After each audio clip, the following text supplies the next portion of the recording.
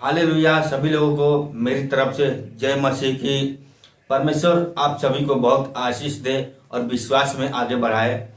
तो मेरे प्रिय मसीह लोग, आज के वचन में हम आपको बताने वाले हैं कि आप कभी कभी प्रार्थना करना भूल जाते हैं। परमेश्वर से आप प्रार्थना नहीं कर पाते हैं।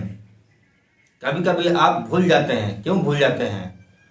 अगर आप भूल जाते हैं कभी कभी प्रार्थना करना परमेश्वर से, तो आपको कैसे प्रार्थना करनी है, या आपकी प्रार्थना को परमेश्वर नहीं सुनता है, तो हम आपको वचन बताने जा रहे हैं कि आपको प्रार्थना कैसे करनी है परमेश्वर से।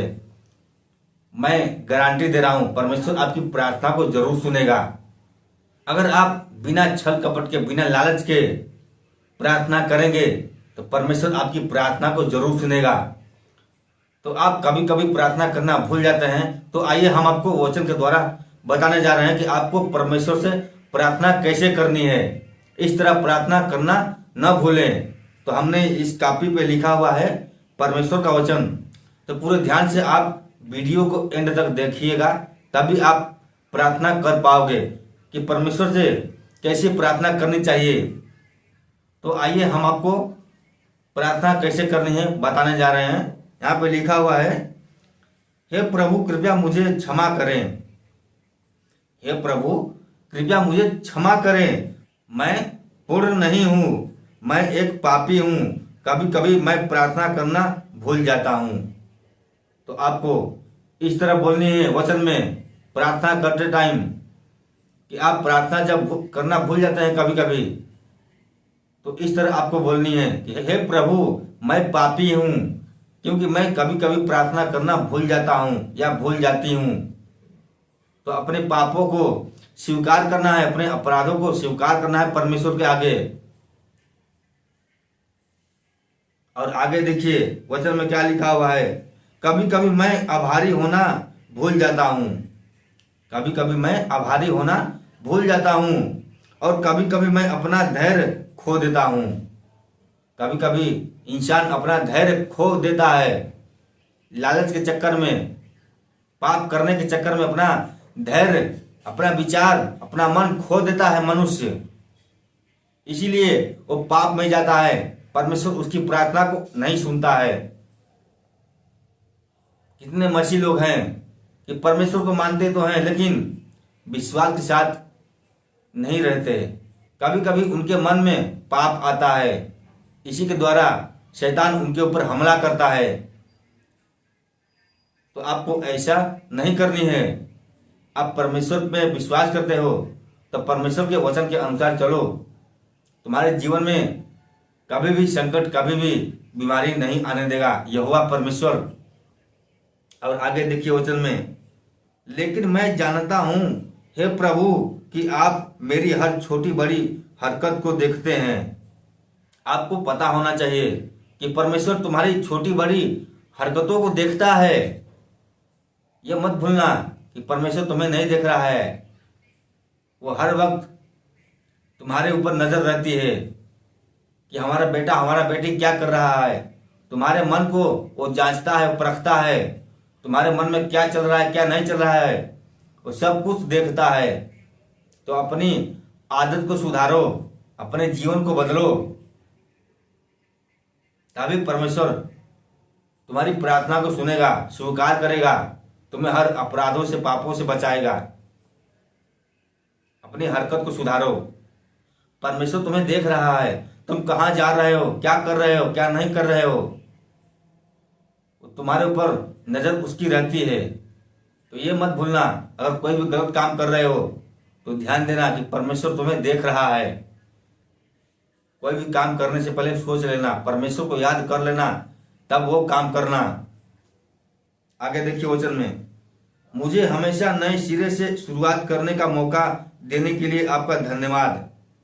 मुझे हमेशा नए सिरे से शुरुआत करने का मौका देने के लिए आपका धन्यवाद।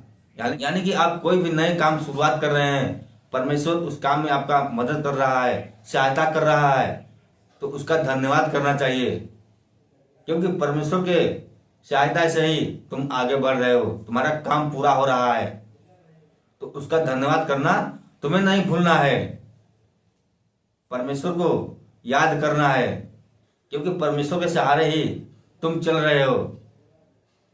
वही तुम्हें बचा रहा है, तुम्हें आगे भी बढ़ा रहा है। तो परमेश्वर का धन्यवाद करना बहुत ही जरूरी है आपको। और आगे देखिए वचन में, हे प्रभु कृपया मुझे मत छोड़ो, हे प्रभु कृपया मुझे मत छोड़ो, आप ही मेरे सब कुछ हैं। परमेश्वर से आपको इस तरह बोलनी है कि हे प्रभु मुझे तुम मत छोड़ो, क्योंकि आप ही मेरे लिए सब कुछ हो। इस संसार में, इस दुनिया में, इस पृथ्वी पर तुम्हारा जो भी कुछ है परमेश्वर ही है और कोई नहीं है उसके अलावा तुम्हारा। क्योंकि इंसान तुम्हारा साथ छोड़ सकता है, लेकिन यहोवा परमेश्वर तुम्हारा साथ कभी भी नहीं छोड़ेगा। तुम विश्वास बनाए रखोगे परमेश्वर पर तो तुम्हें कभी भी नहीं छोड़ेगा।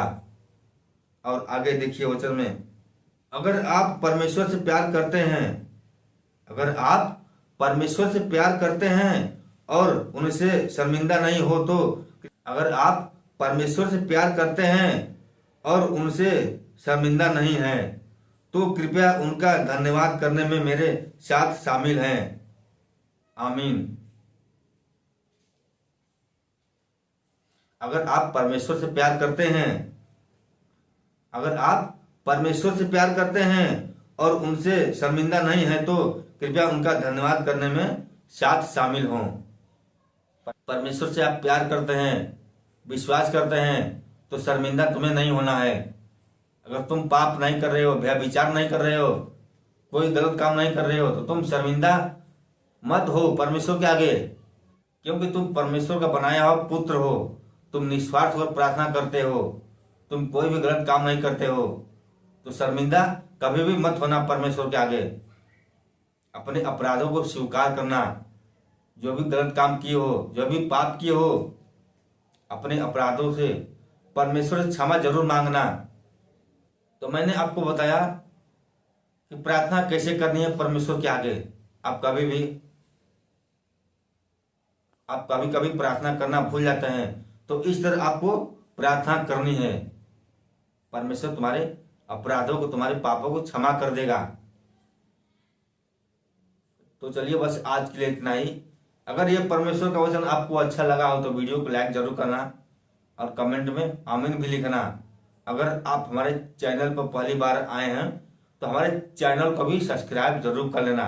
चलिए मिलते हैं फिर अगले दिन कोई परमेश्वर का नया वचन लेकर। तब तक सभी को जय मसीह की।